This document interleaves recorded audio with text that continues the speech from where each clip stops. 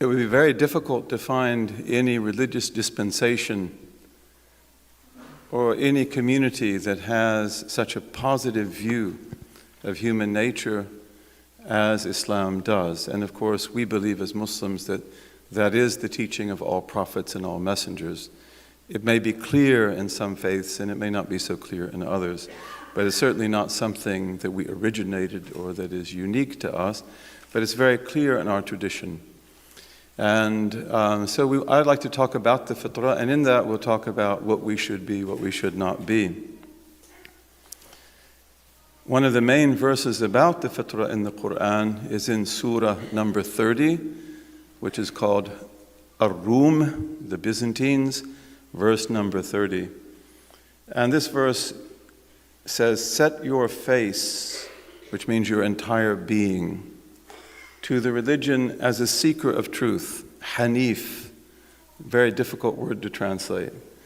And the Hanif is a person who inclines towards truth and declines away from falsehood. I put seeker of truth. I couldn't think of anything better. Some people don't even translate it.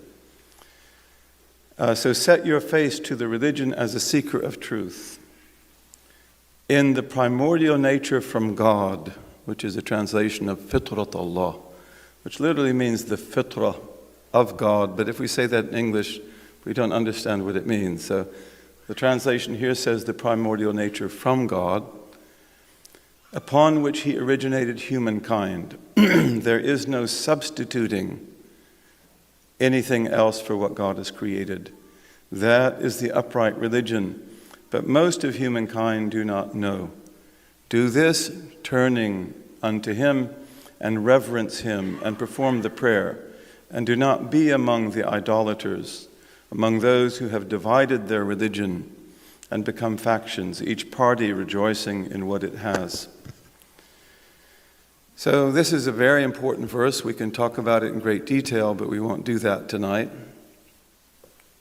One of the things we see here is that primordial nature is there in every single human being. There are no exceptions, and when we look at some of the hadith that we'll talk about tonight, that's made explicitly clear. There are no exceptions to this rule. All human beings have this same good, basic, primordial nature. And then also the verse says that this primordial nature is Fitrat Allah. Now the word fitra in Arabic means the way something is created, the way its creation is originated. And everything that exists has a fitrah. Cats have one, fish have one, trees have one, and they're all perfectly made by God. But none of them are called Fitrat Allah. None of them are called the fitrah that is associated directly with God. And this is a genitive construction, but if we said the fitrah of God, as I said, most people would misunderstand it. But what it means is that this is a very praiseworthy fitrah. And in fact, it is the best of all, that human beings are given the very best of natures. And that nature of theirs takes in everything about them.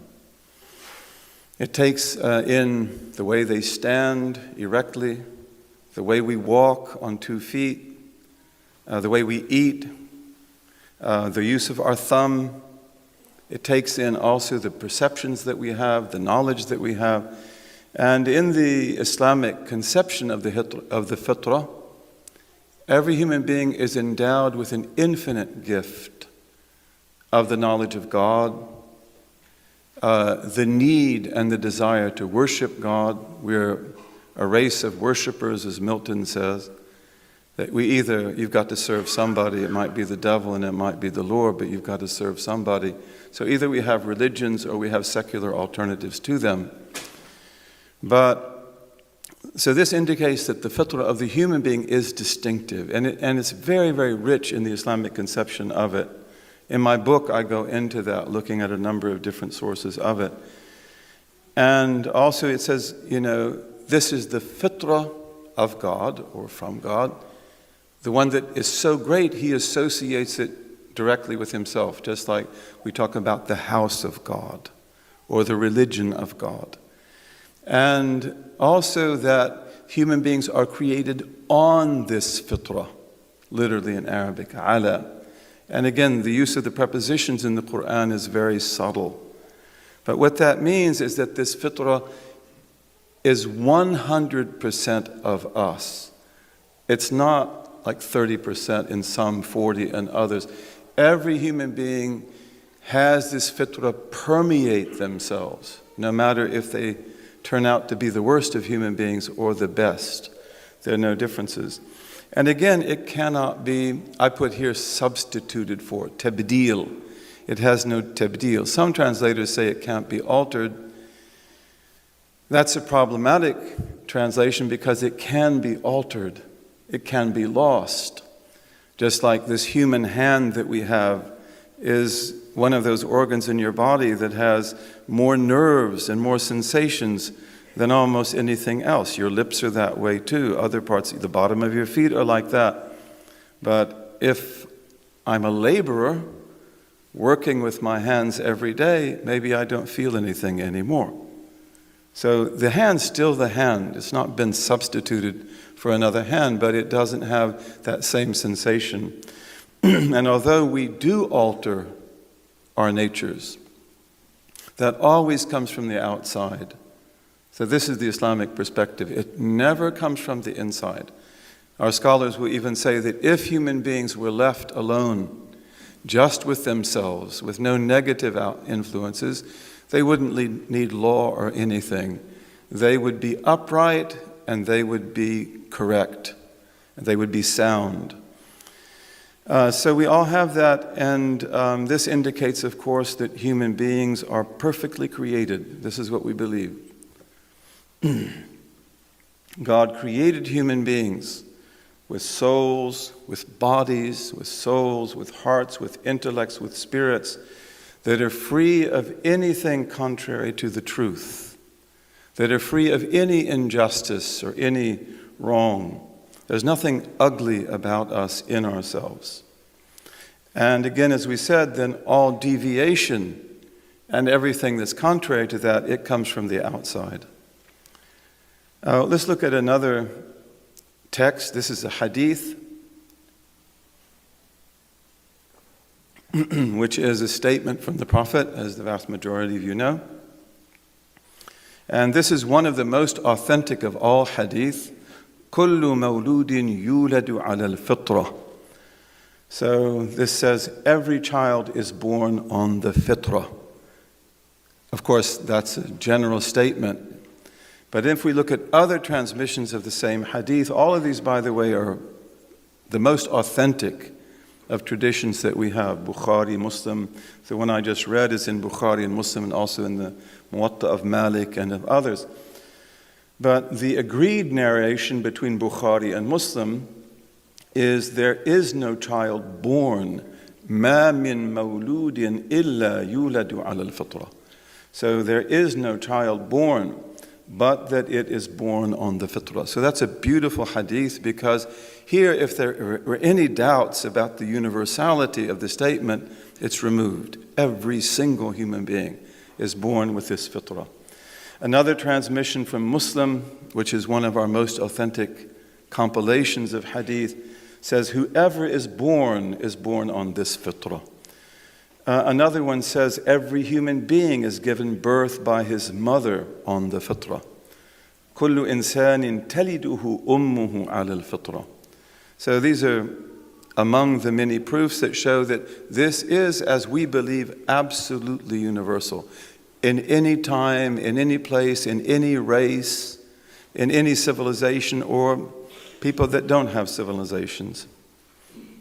Another hadith, which is again very authentic, is when the Prophet said that God says, I created my servants as hanifs, as seekers of truth, people who incline towards the truth and they disincline away from falsehood. So all of them are created that way. And then another one, in another transmission of this same hadith, the Prophet said, peace be upon him, Shall I not speak to you about what God, glorified and majestic be He, has spoken to me about in the book or in the revelation? That God, glorified and majestic be He, created Adam and his children as Hanifs and as Muslims. Muslim here means people in complete submission to God. So it's not the name of a dispensation, it's the name of a condition. And then also because we have these hadiths, we have others.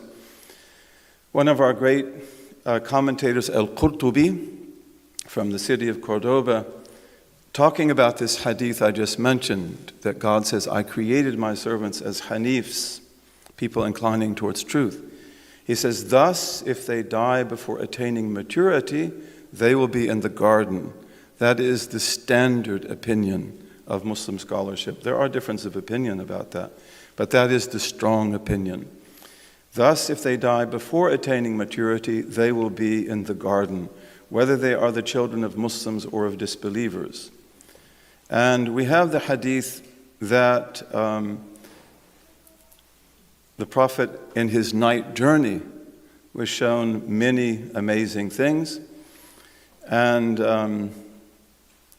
in one of these, the Prophet accounts the different visions that he saw in the night journey. And so he said, then we set forth again, and we came to a beautiful green garden, Rawda Mu'tima, in which there was every beautiful color of spring. And there in the middle of the garden was a tall man whose head could hardly be seen because it was so high in the sky. And around the man there were the most children that I've ever seen. In other transmissions it says, the most beautiful children that I've ever seen. I asked them, the angelic visitors who took him, what is this man? What are those children? They said to me, let us go, let us go. And so we went. And then at the end of this hadith, which is authentic, this is in Bukhari, at the end of the hadith, the Prophet is addressed by the two angels. And he speaks to them. And he said, truly, tonight I have seen amazing things. So what is it that I have seen? Then they explained to him the different things he saw. And when they come to this account of the tall man, they say that as for the tall man in the garden, it is Abraham, peace be upon him. And as for the children around him, they are every child born that died on the Fitrah, meaning they died before that's been altered. Then some of the Muslims said, Messenger of God, even the children of idolaters. And the Messenger of God replied, even the children of idolaters. Let's look again at a few more texts, and then we'll conclude, bi'idhnillahi ta'ala. One of the most important texts that pertain to the fitrah is that of the primordial covenant. This is in the Surah The Heights, which is number 7, verses 172 to 173.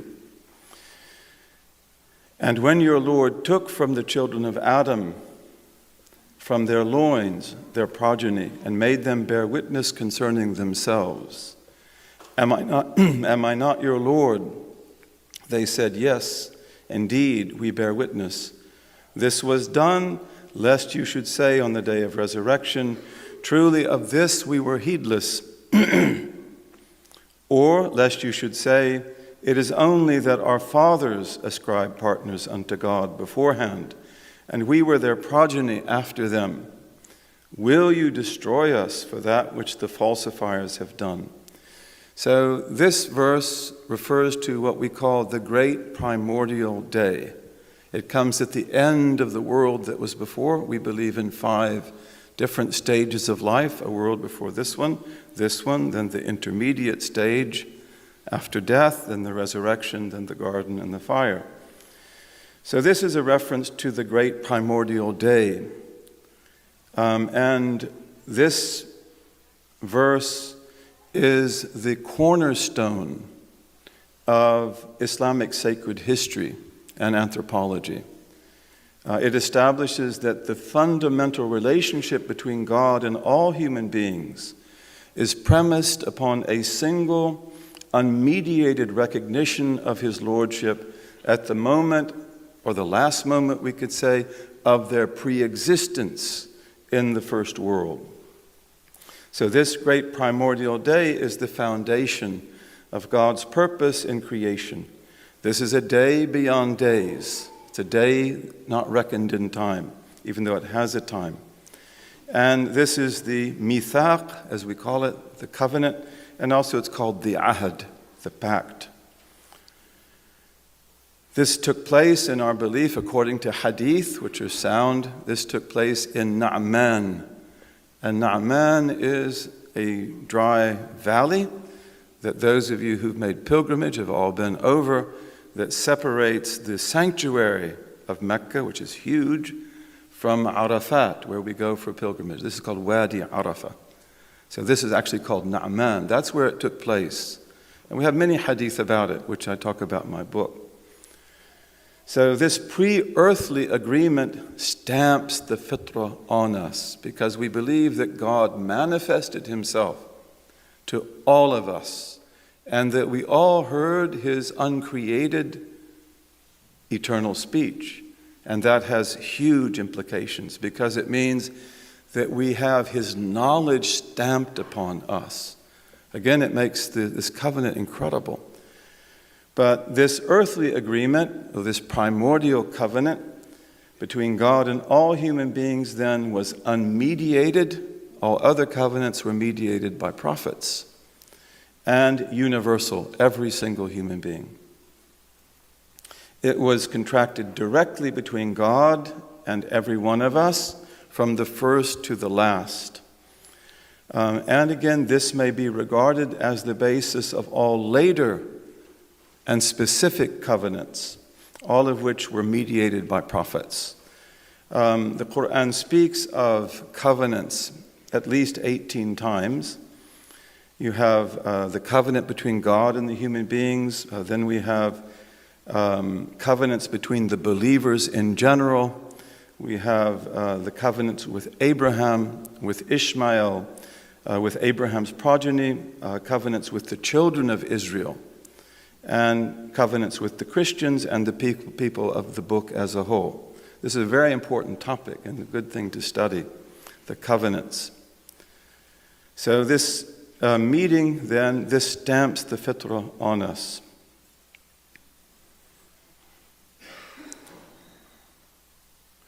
And we see from this that all human beings, no matter how degraded they might be because of the oppression that they live in or the deprivation, every single human being has the most illustrious beginning of all. And this is very important. This is an extremely important belief because this has to affect the way that we look upon each other and the way that we look on human beings. Also, God declares in the Quran that most people don't keep their covenants. Right? So in Surah number 7, the Heights, 101 to 102, God says, "These are the towns whose stories we have recounted unto you. Their messengers certainly brought them clear proofs, but they would not believe in what they had denied earlier. Thus does God set a seal upon the hearts of the disbelievers. We did not find most of them faithful to their pact." Many commentators, if not most, they say that pact is the primordial covenant. Indeed, we found most of them to be deviant. In their unfaithfulness to God's pact, it is said that, in fact, that human beings have no pact at all. Literally, the verse says, we found no pact for most of them. They didn't have a pact. They didn't keep it. And what this means, they were not faithful to the pact, means that they did not continue to recognize God's lordship and his rightful claim to their obedience and worship during the course of their earthly lives, although they took that covenant and everything necessary for it was stamped on their natures, even the desire to do it. So the verse implies that most human beings are unfaithful to their natures. And this comes up over and over again. They fail to act, we fail to act upon the intrinsic knowledge and the moral agency and responsibility that God has instilled in us.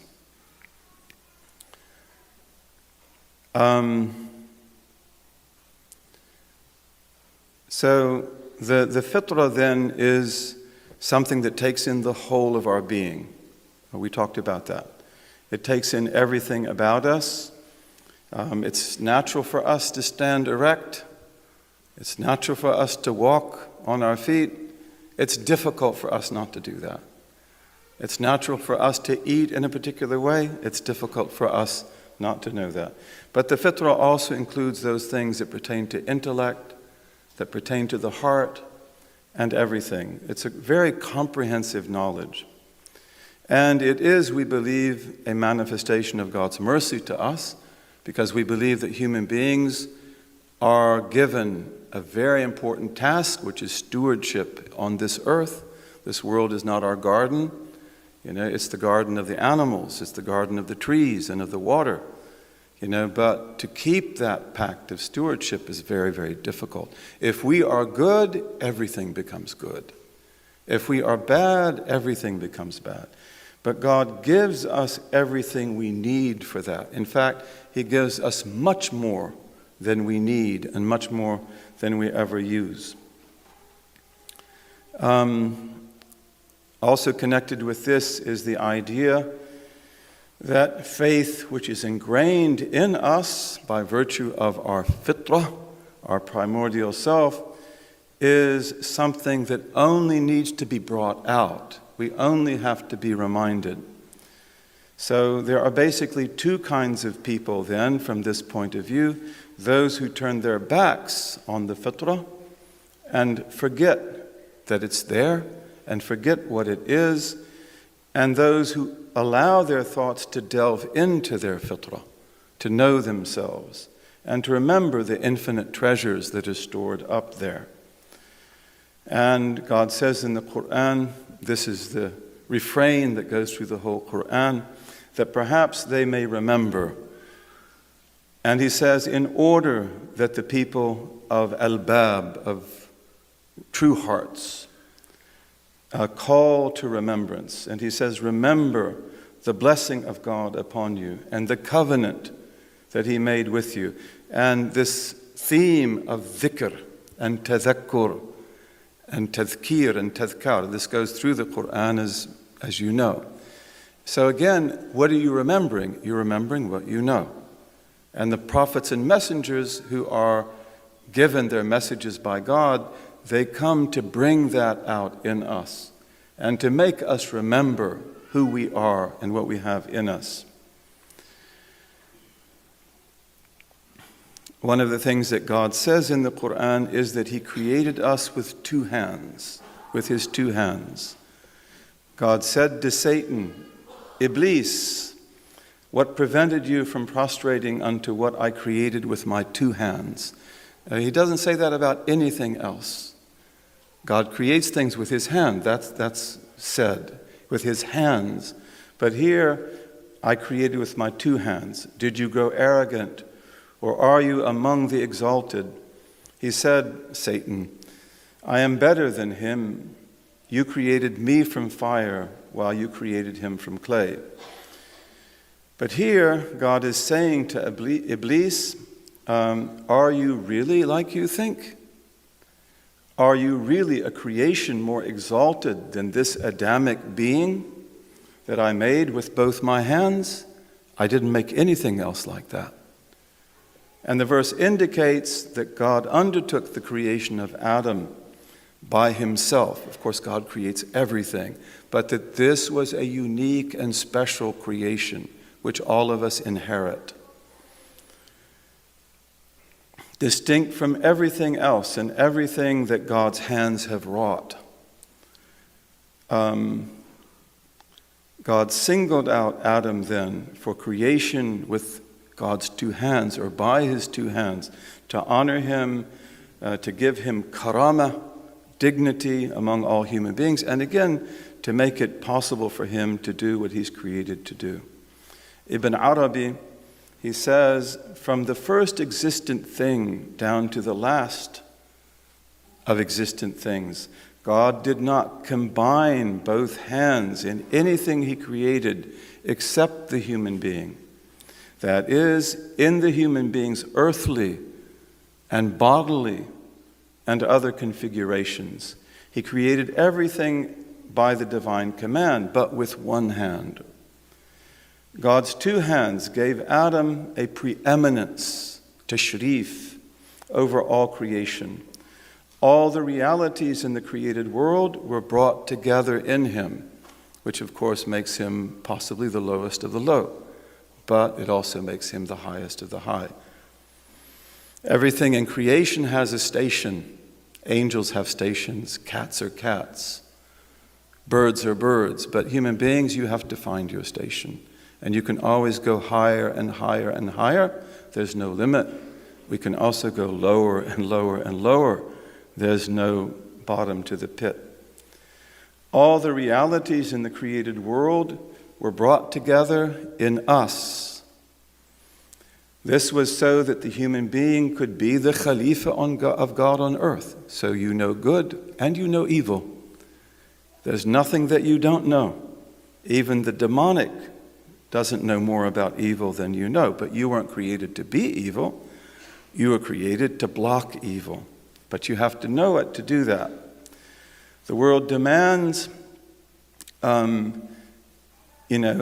divine names, and the divine names were brought together within Adam, all of them. That is why Adam was singled out for the knowledge of the names of all of them, as we believe, and also rabbinic belief emphasizes this as much as we do, maybe even in greater detail. A lot of rabbinic belief begins with Adam Qadmun, with Adam in paradise. So Adam then is an independent world. Everything else is part of that world. The world becomes complete with the creation of Adam. Adam is complete in himself. And the world is like that too. You are the microcosm, it is the macrocosm. If you get yourself right, it gets itself right. It is incomplete without you, you're complete without you. It is complete without it, but you are complete without. Did I say that right? It is incomplete without you, and you're complete without it. The two hands emphasize God's power in Adam's creation, and that God created Adam without an intermediary. There was no father, there was no mother. It alludes also to the diverse activities involved in Adam's creation. Abul Qasim Qushayri, one of our great spiritual masters and teachers, he says about the creation of Adam by God's two hands, what God deposited in Adam is not found in anyone or anything else, so that God's special favor and the special khususiyah, the special status that he gives to human beings, become manifest in Adam and in his children. One of our great scholars, Jandi, we have great Persian scholars, he's one of them. He says the reality of Iblis, of Satan, contradicts the reality of Adam in everything. The reality of Adam is the manifest form of the unity, of the all-comprehensiveness of everything brought together by God in the engendered worlds. So that's Adam, he brings everything together. And that's who we're supposed to be also.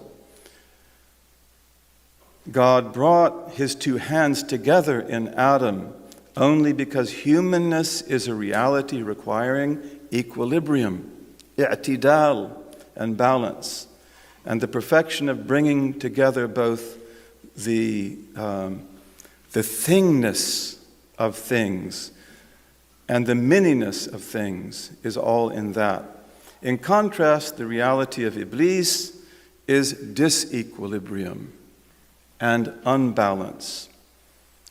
Iblis becomes defined by the particular ego, which we call in our tradition al-ananiyat al-juz'iyya, the partial ego. He is delimited by seeking exaltation, by claiming eminence, by manifestation of the self as ego, rising up against the reality of truth and of the one.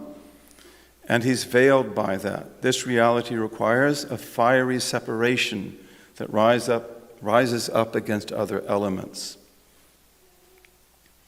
Qudnawi, one of our great scholars, he says, the interrelationship of God's two hands brings all correlation and polarity in the world into existence. And all of those correlations and polarities are, of course, in us, who can be the highest of the high and the lowest of the low. It establishes the fundamental created dualities, such as the seen and the unseen. It sets up the fundamental human perceptions, such as declaring similarity between God and creation, or between creation and God, and incomparability, tanzih. All movement, all change, all process in the world are traced back to this reality of the two hands. Let's conclude now. So we believe in our tradition, in what some people have called transcendent humanism. And I always like to mention this if I get a chance, but among the books that really everyone has to have, especially students at Zaytuna, is The Rise of Humanism by George Maqdisi. This was a great Christian Arab scholar, a real scholar.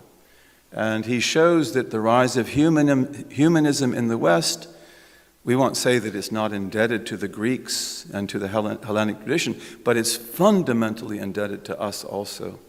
The rise of humanism. In fact, Pico de la Mirandola, who is one of the great ideologues of the Renaissance, and he writes a book on man, which is called the Manifesto of the Renaissance. But he says in that, he's speaking to Catholic priests, and he says, Reverend Fathers, I'm not going to quote what he said because I forgot, but basically what he's saying is that he is the measure of all things, which is the Renaissance language. As I learned from Abdullah the Saracen, which means Abdullah the Arab.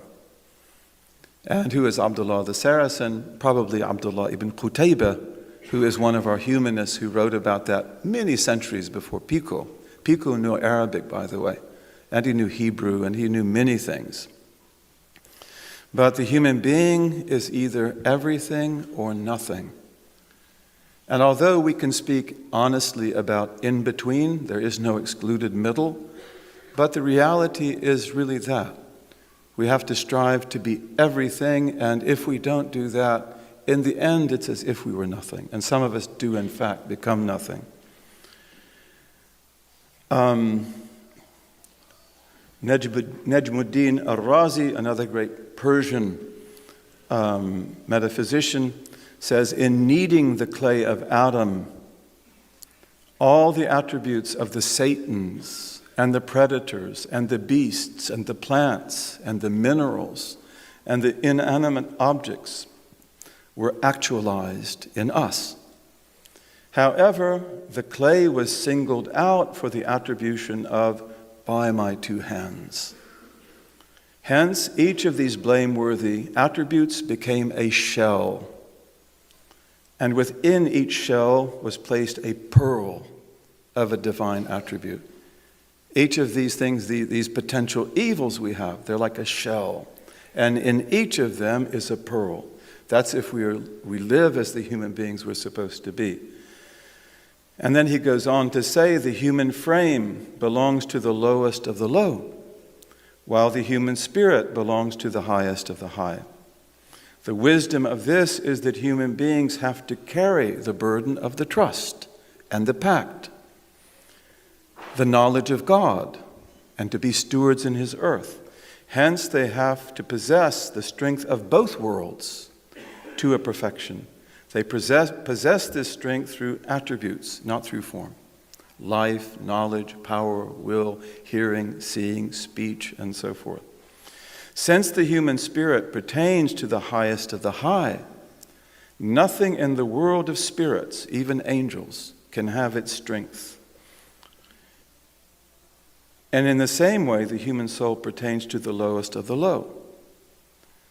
So that nothing in the world of the souls or the physical beings can have its strength, whether a beast or a predator or anything else. So our transcendent humanism then is based on the idea of the insanul kamil, of the perfect human being. And this is the purpose of religion for us. Religion is to know God. It is to worship God. It is to know God. It is to be His steward on earth. But also, you can't do that without perfection.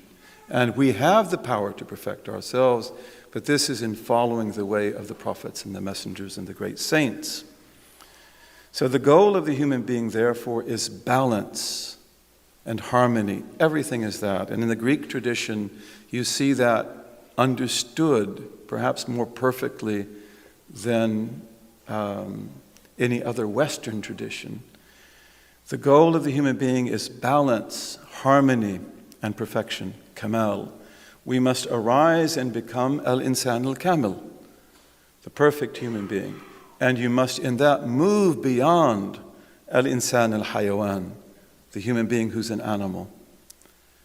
To become a perfected human being is not only the highest possible human aspiration, it is the only proper human aspiration.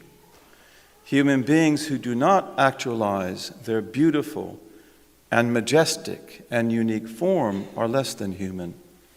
We can only become perfect through absolute servanthood, through ibadah, through ubudiyah, through ubudah. Each of these has a special meaning. For nearness to God only comes through that. God is the real. This is what we believe, isn't it? The absolute, al-haq. The more that you approach Him, the more real you become. The more real you become, the more balanced you become. Beauty is the splendor of truth, right? That the universal routing of beauty is God is the truth. God is beautiful. He loves beauty. Then as you come close to Him and are made real by Him, you become inwardly beautiful, which is balanced, harmonious, just, virtuous, and then you radiate beauty. And this is why we see in any sound civilization or culture that human beings are extremely beautiful in everything they do. God is the real, so the closer that we approach Him, the more real we become. And with that, I'd like to conclude